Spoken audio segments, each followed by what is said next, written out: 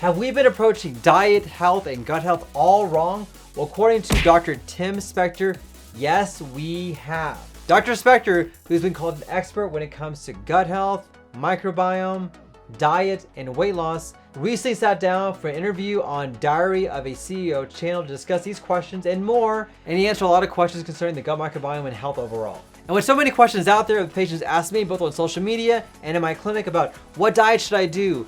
What should I do about my gut microbiome? I read this on TikTok, YouTube, I saw this on Instagram. What are my thoughts? I like to break down these viral videos to see exactly what is the truth, what is not the truth, and what does a practicing GI doctor who's an expert on this think. So in today's video, I'm going to break down the most important talks from Dr. Tim Spector's talk on this video to give you my reaction about what he said, to see if I agree with or disagree with some of his comments. Guys, let's talk about food. Howdy y'all, Dr. Islam here, aka your poop guru. I'm a practicing gastroenterologist trained at the Mayo Clinic, trying to give you the best tips and tricks so you can live your best life from the top all the way down to the bottom. If you haven't already, don't forget to smash that like button, like, share, and subscribe. And if you haven't already, don't forget to subscribe to my channel and newsletter where you can get great tips and tricks like you're learning in today's video. What is the gut microbiome according to Dr. Tim Spector? What is the microbiome? It's the word we use for the community of gut microbes. These are microscopic bugs in our intestines. And it's a biome because it's like this jungle community. It's lots of different species altogether, thousands of them that coexist in our lower intestine, our colon. And it's like we've discovered in the last 10 years a new organ in our bodies.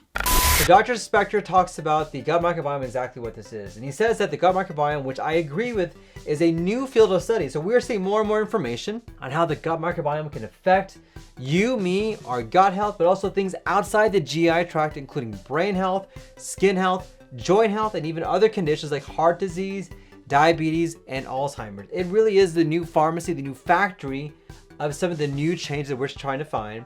And we're seeing the effects of the gut microbiome can change what occurs inside your body, but also can change what occurs outside your body as well. Now, he calls the gut microbiome the key for the immune system. And it really is, because a lot of the cells that are in there are intimately connected and talking to the cells inside your GI tract and your immune system as well. There's a superhighway going on between what's going on inside your gut and other organs as well. And I completely agree with him on this statement about how the gut microbiome can be a key when it comes to your immune health and your health overall. And one of the things he does suggest is that one of the biggest myths that he says that he's read is that probiotics and yogurt don't work. And I'll tell you, I don't agree with him with this, because we do not have a lot of evidence that probiotics and yogurt actually does help out. Now, certainly there's very little harm, but keep in mind the probiotic industry is a multi-billion-dollar industry. It's a lot of marketing. It's a lot of selling with a teensy-weensy bit of science. You have to keep that in mind. And so based on the studies that we have seen, we have not seen a tremendous benefit with probiotic or yogurt therapy. Now, I'm okay with that if you want to try that, but don't think it's going to change your life. Don't think this is the whole foundation of changing your gut health. It may be the icing on top, or the cherry on top of the sundae, but it does not make up the sundae. So I have to disagree with him on this, because we don't have a lot of evidence that taking probiotics or yogurt is going to help out with your gut microbiome. However, he does says one of the best things you can do to help improve your gut microbiome is to have a plentiful diet full of different plants and vegetables, and there's excellent evidence for this. I highly recommend this. Having a diet that has plenty of vegetables and plants is going to be the most effective way for you to improve your gut microbiome, improve your diversity, and get you feeling better.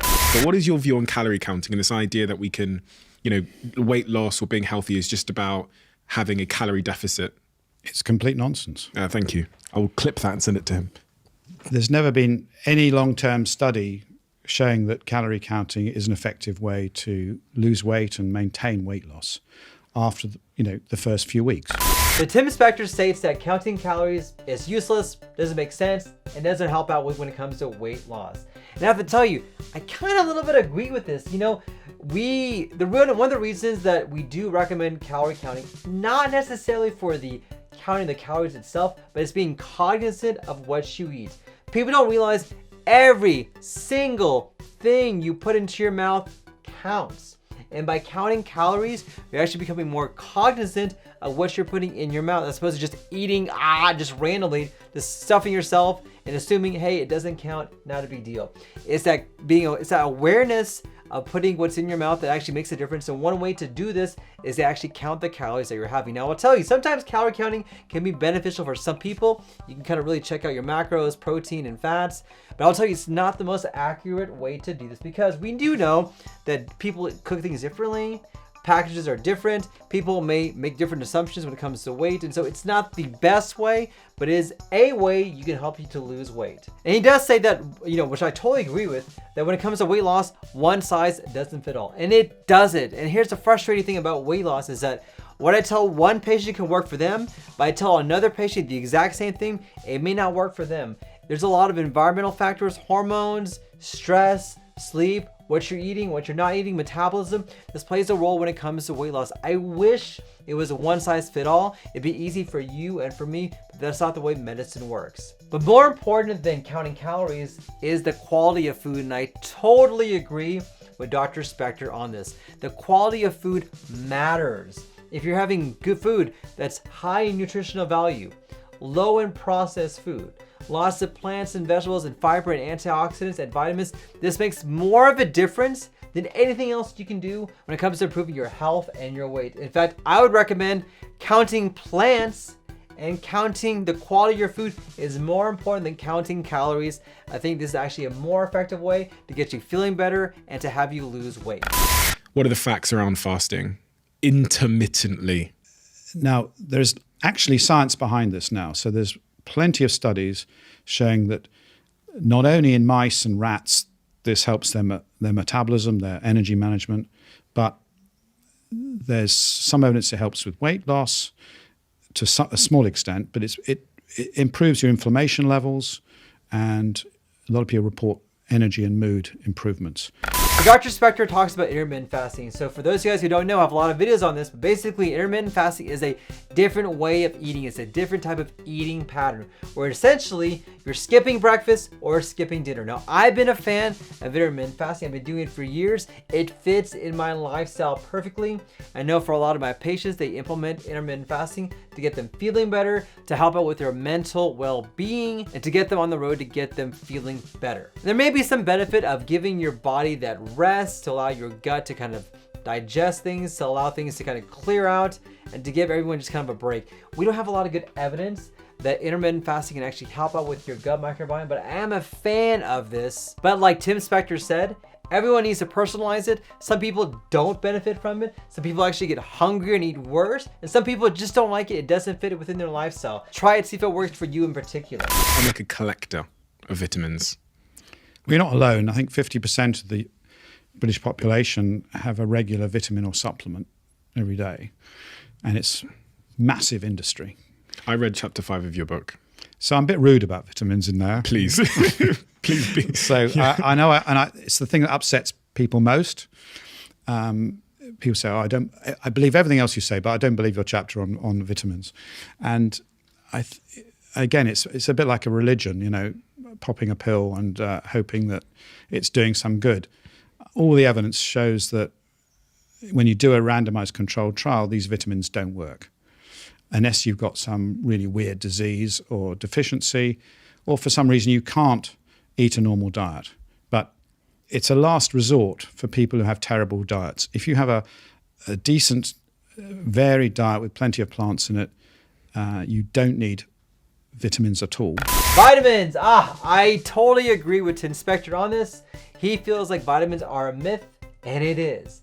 We don't really have a lot of good evidence that taking a multivitamin, especially if you have a well-diverse diet with lots of plants and vegetables, and a variety of plants and vegetables, that's the most important thing. In fact, if you have that, you really don't need to take any other type of vitamin unless you're on a very restricted diet or you're not eating well. But for most cases, unless you're deficient in either vitamin B12, vitamin D, taking a multivitamin can be a waste of time. The best way to know if that's the case for you is for you to go see your doctor, get your levels checked, see if you need any type of supplementation to help out with anything that may be below the normal range. What he worries about, what I worry about, is that people are just focused on popping a pill as opposed to focusing on what really matters, which is diet and food. keto diets do seem to work for people with diabetes who are overweight as a way of getting them off their medications and sort of kick-starting them into a better health pattern. And there are some people I think it can work for. I think as a sustainable diet, I don't think it makes any sense. I don't think many people can still be on it a year later if it's a true ketogenic diet. The keto diet. Everyone's favorite diet. All right. The keto diet is a diet in which you really try to have as much fat in your diet because you're trying to get into what's called ketosis. Listen, it works for some people. We've seen evidence for epilepsy. We've seen evidence for diabetes. We've seen that it can help you lose weight in some individuals. However, I agree with he says, it is not a sustainable diet. And number two, we don't know what the long-term risk of eating all that fat and meat is for your gut. We know for a fact that a diet that's high in meat and fat changes your gut microbiome from better to worse. You have more pro-inflammatory bugs and less good guys. It is not good for you, for your gut microbiome. Not only that, it's super restricted. You can't really do anything. And so as soon as you eat a food that's not in the keto diet, you go out of ketosis, you have to start all over again. It's a pain in the butt. Listen, I recommend more of a gut-friendly diet where it's mainly a Mediterranean diet or a diet that has a lot of plants and vegetables. This by far is the most effective diet for your gut microbiome. I feel like more and more people are becoming gluten intolerant. I consider myself one of them. I am a self-diagnosed gluten intolerant. I read chapter 16 of your book and you think most of that is made up. Yes. Most people who think they're gluten intolerant aren't when you test them. Okay, so that's the fact. It doesn't mean that everyone's making it up. Some of those will be real. But I think gluten got this bad rap.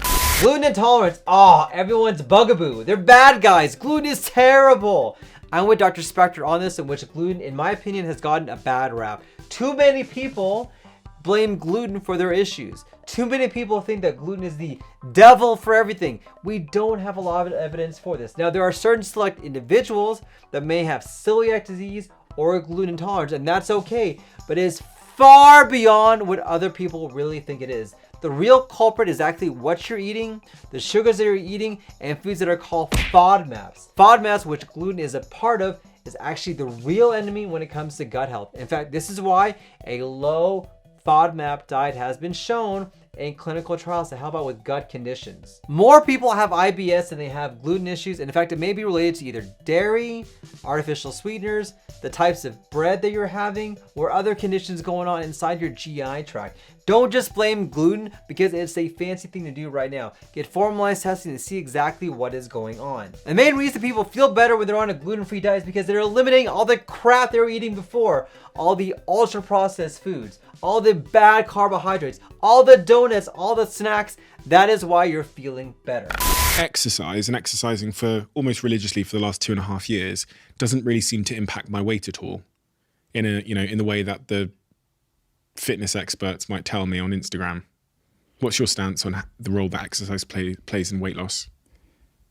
It has very little role in weight loss. All the studies, long-term studies show it doesn't help weight loss, and it's been grossly exaggerated as an easy fix for our obesity problem. Exercise doesn't help weight loss? No. And Dr. Spector says that exercise role in diet has been overblown and is vastly out of proportion to what the evidence says. And unfortunately, he's right. Exercise can help out, but the best thing you can do when it comes to weight loss really comes down to diet. Now, this is not saying that exercise is bad for you. It is great for you for your overall health, mental well-being, build up muscle, help out with getting you feeling better and stronger. When it comes to weight loss alone, diet is a more important factor. Diet is a more important role, and exercise is like that cherry on top. Don't ignore exercise, but really focus on diet and the foods that you're eating. This is why exercise alone will not allow you to lose the weight that you want to lose. Abs are made in the kitchen. How significant and how pertinent is the microbiome on my performance as an entrepreneur, as a business person? What do I need to know about the relationship as it relates to my mood, my performance, my mind? Well, we know more about mood than anything else. And so we do know that depression and anxiety is intricately linked to the quality of your gut microbes. And Dr. Spector says that we know now a lot between the connection between the gut microbiome and mood. And he says that what we can actually change in your gut microbiome can really affect our mood. And I will tell you, I'm with him on some parts of this. So have you ever noticed when you eat bad, sometimes you just feel like crap? And that's very true. Or you feel depressed or just feel kind of sluggish.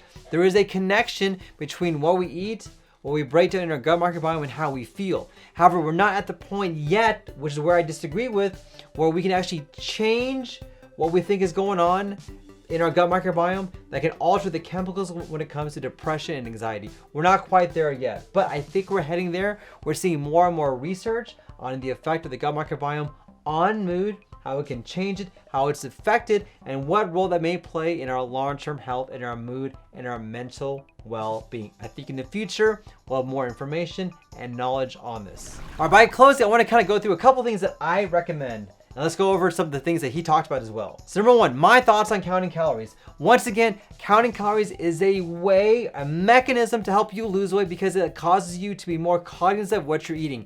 And if counting calories will do that for you, that's the most important thing. We have seen studies after studies after studies suggesting that being cognizant of what you're eating, when you're eating, and how much is the most important thing. But instead of counting calories, I'd rather count how many different plants you're ingesting. That's more important for me. Number two, is intermittent fasting really helpful for your gut to repair? In my opinion, it is an effective option to help out with your gut microbiome, to get you feeling better, to teach you discipline, and to prevent you from overeating. But we do know the benefits of long-term intermittent fasting tend to go away after a couple months of doing this. But I do this, I love it, and I recommend it for my patients because I think it brings more benefit than just changing your gut microbiome. Number three, should you stop taking vitamins? In my opinion, if you have a wide array of plants, animals that you're eating, having diverse foods, you do not need to take a vitamin. If you're worried about this, consider speaking to your doctor about getting checked for any vitamin deficiencies. But it's going to be a rare condition if that's the case. Does Dr. Islam recommend the keto diet? Heck to the no! I hate this diet. It's terrible for your gut. It makes you poop like bricks. It is not sustainable. It is too restrictive. Don't do it. It is terrible for your gut. Is gluten intolerance really a myth for most people? I will tell you, gluten, it has gotten so much of a bad hype. Don't make gluten the bad guy. Watch what you're eating. See what you're eating. See if it's your eating habits and eating patterns that's making a difference. If you're eating like crap, don't blame gluten. And if you're going gluten-free and you feel better, it's probably because you've eliminated all the crappy foods you were eating before. Next, is exercise really necessary for weight loss? It actually is not necessary for weight loss, but I think it's an important adjunct. But don't depend on exercise alone to get you to lose the weight. Diet, diet, diet, diet, diet, diet, diet. Then lastly, are probiotics really beneficial or more beneficial than antidepressants? Is there a connection between the brain and the gut? There is a connection, but I would not have you take a probiotic to treat your depression. That is completely wrong, completely false. Maybe in the future, but not at this point in time. Guys, so thank you for watching. If you enjoy these reaction videos, you want me to do more, comment down below. Let me know which videos you want me to do, and let me know if there's a particular topic you want me to talk about. And thank you for watching. Don't forget to smash that like button, like, share, and subscribe. And if you haven't already, don't forget to subscribe to my channel and newsletter where you can get great tips and tricks that you're learning in today's video. Guys, thank you for watching. Don't forget, let's talk about poop. Thanks, everyone.